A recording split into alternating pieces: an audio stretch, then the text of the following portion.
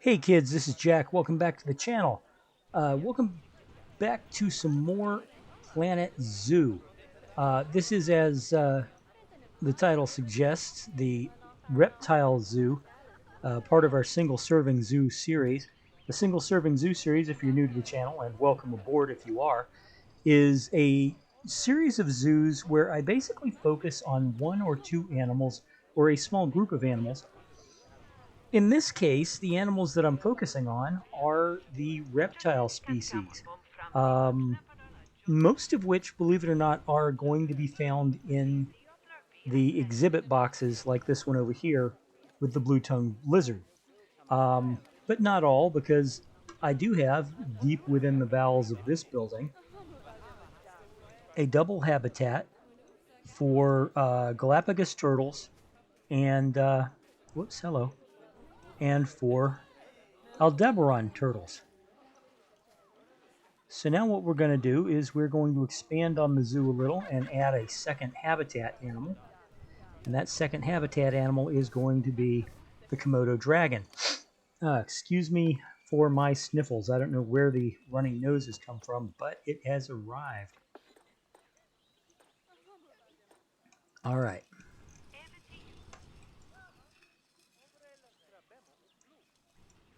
Now, how did I want to do this? Do-do-do, do-do-do, do-do-do, do-do, do-do-do. All right.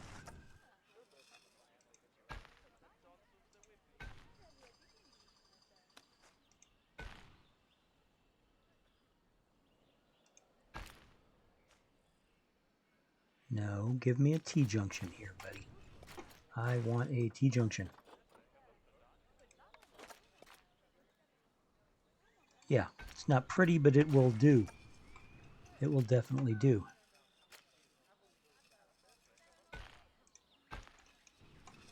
All right. Now.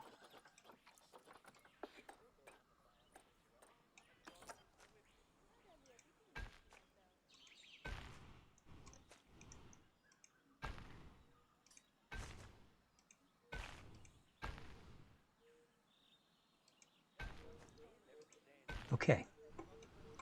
There we go.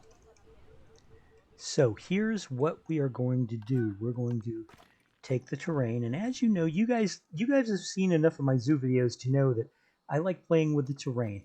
There's absolutely nothing wrong with that, of course, and it can actually be fun to reshape the terrain. However, I don't want it to be 8 meters deep. To be honest, I don't even want it to be 4 meters deep, but I will take what I can get. What I truly want is straight walls, so maybe I should do that. It's going to come in angled no matter what. How do I want to do this? I think what I want to do, believe it or not, is I'm going to move this out into the middle.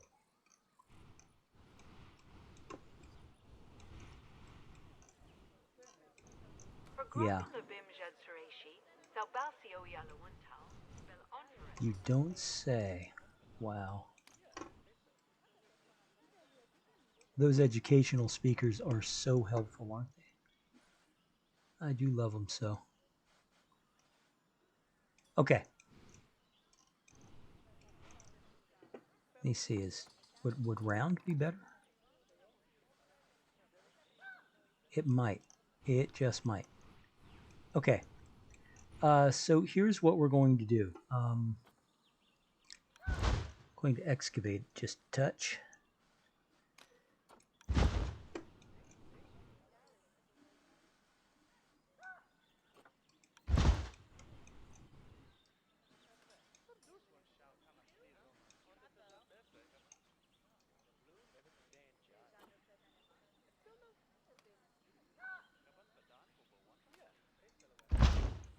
Okay. Now this should work. Accent on the word should. So let's see, I need terrain, and I want the smoother tool. Let's reduce the size on that, thank you, to about there.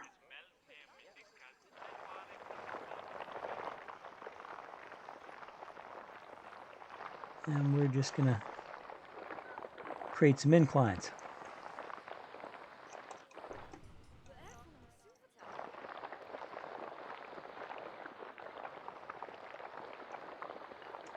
I'm going to do this like so. All right. All right.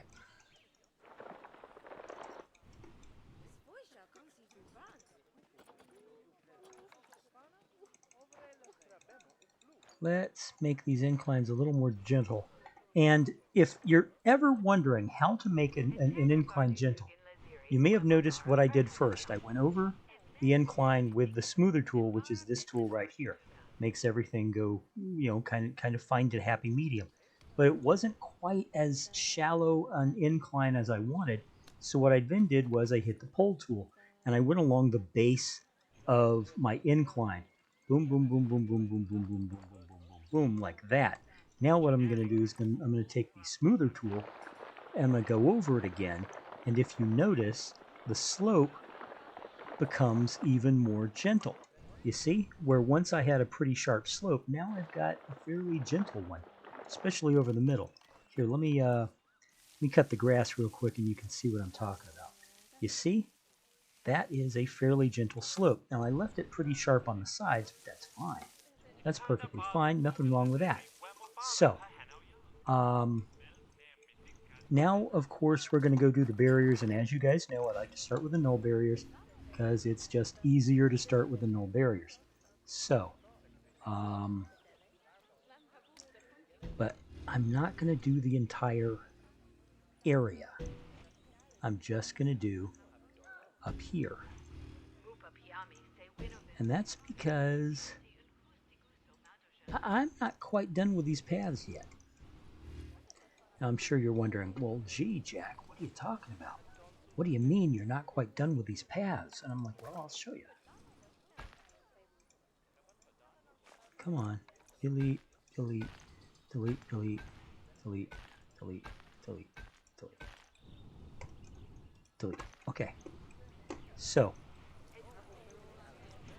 you notice I left, I did this kind of funky D here. Well, there's a reason. Because what I want is to do this. What we're going to do is we're going to make the incline on an incline. We're going to make it like that. And then, you see how it does that? But if you pop it up one,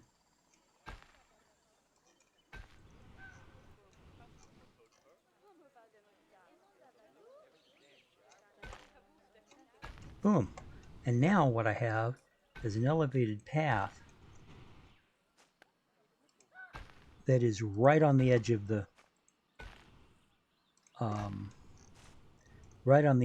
habitat instead of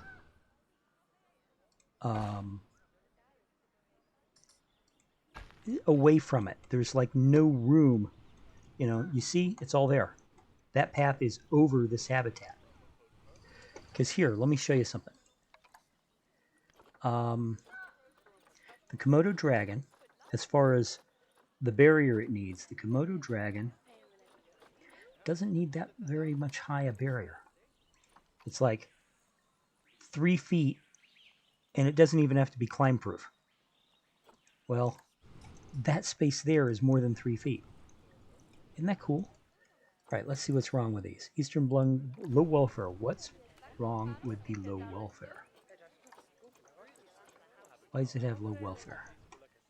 And yes, I am aware that I've got more than one Eastern blue-tongued lizard thingy exhibit. Severe welfare issues. Okay. Okay. Okay, what is it? Is it cleanliness? Cleanliness. Okay, you know what? We can deal with that. Watch this. You get a keeper. Hi there, Mr. Keeper. Your sole job is going to be tending exhibits. That's it. You're not going to be dealing with any other habitats or anything like that. And then we'll hire your cousin, the other keeper, and her sole job will be tending to habitats, and that's it. So, back to the Komodo dragon habitat. You know, this, it doesn't look like it's going to be enough, but I assure you it's going to be enough. So now that we have those we've got the paths figured out, we can go ahead and set up the rest of our barriers.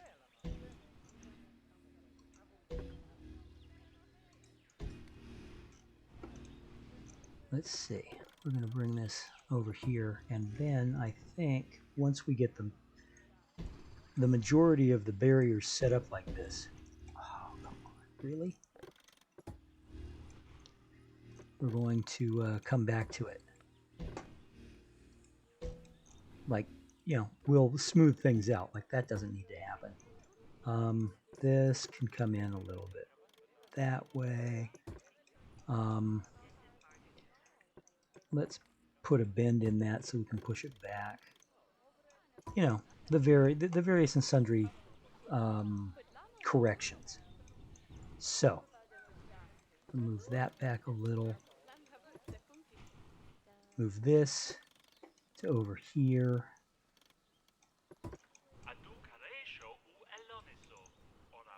Bring this up this way. And while we're at it, we're going to move this bush. It's a custard apple tree, huh? Well, for now, I'm just going to put it right there. Because, heck, it might actually fit the biome. So,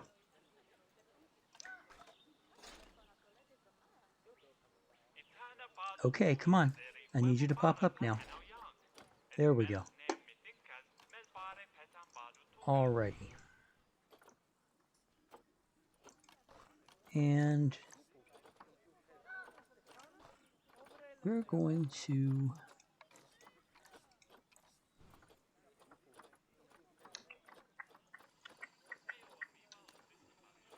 use this, the dry stone, for our walls.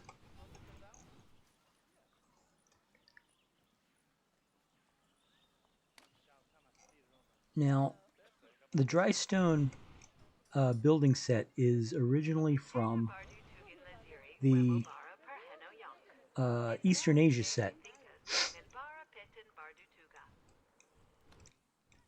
I believe it was a part of the original game and not one of the DLC packs, but it's definitely from the Eastern Asia theme. Okay. Let's...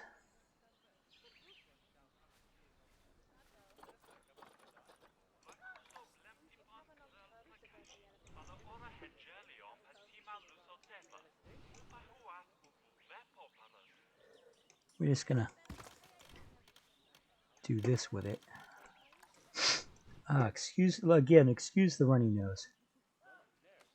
A couple of days ago, I got my my first dose of the COVID vaccine, and the lady who gave me the shot, she was a very nice lady. She did make it as painless as possible, which is really cool for someone like me who's totally afraid of needles.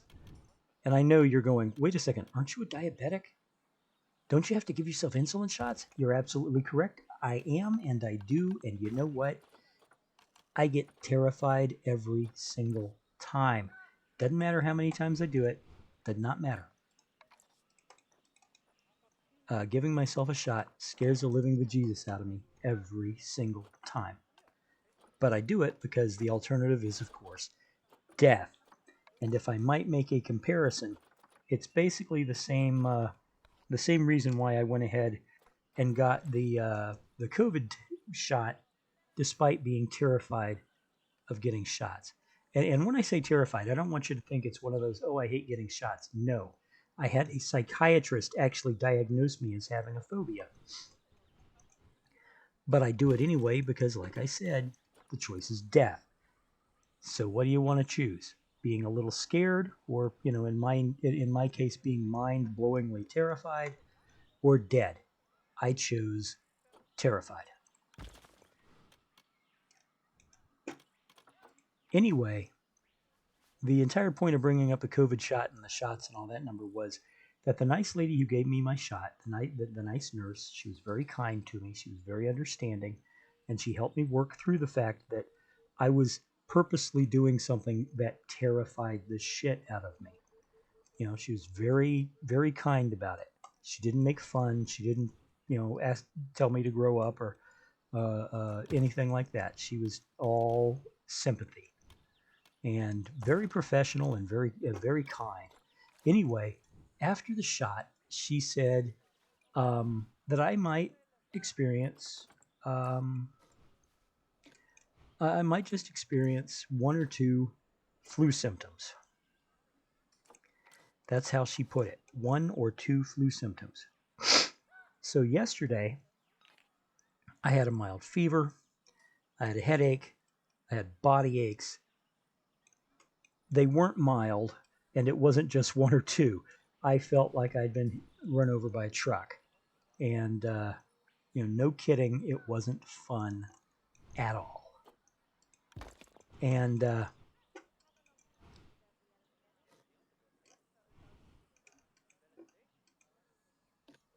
so right now, the body aches have almost gone away. I say almost because there are some exceptions.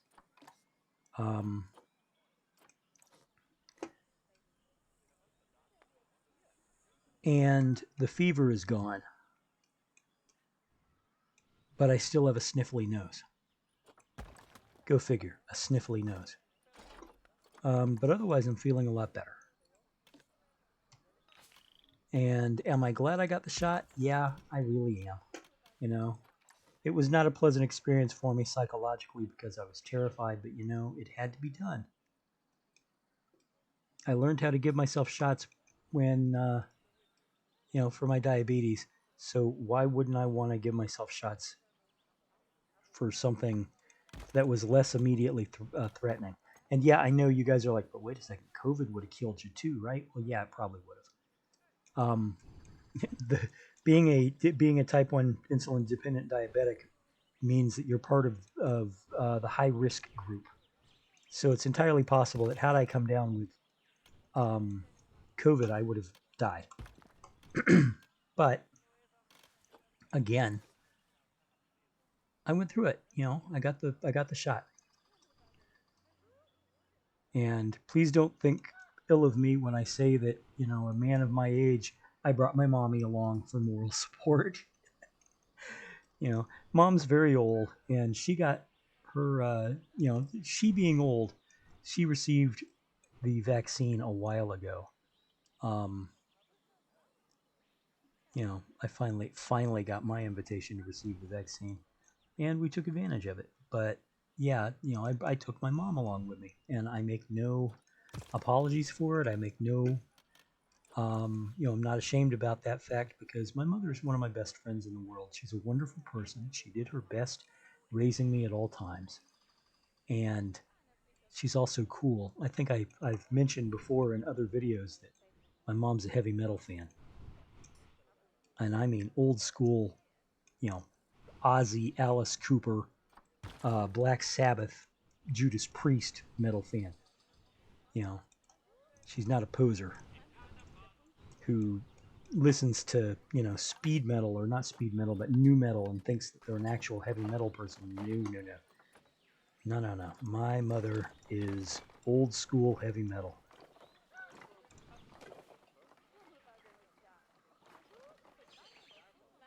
And that's always one of the things I've always found very, very cool about my mom. Remember when I was a teenager, I brought home a new album, and the album in question was Diver Down by Van Halen. And this was in the days when Van Halen had just started becoming the really huge hit that they were going to be later on. And I played it, and she came in, and she was like, "What's that? That sounds pretty good." And we enjoyed this fantastic album together, and it was all very cool. Of course, she got that from my grandfather. That would be her father. He was a music aficionado. Now, granted, that as he was the World War II generation, what do they call it? The greatest generation? His musical taste naturally ran toward jazz and big band music and stuff like that. You know, the stuff that he listened to growing up, just like we tend to gravitate to stuff we listened to growing up. But I do remember the day that I had a copy of Heartbreak City, which was by a band called The Cars, if you're not familiar. And I can't recommend The Cars enough because they are amazing. But anyway, I had a copy of Heartbreak City, and one of the very first generation Walkmen. Now, you know, Walkman was, of course, during the days of the cassette tape. We would be able to listen to our cassette tapes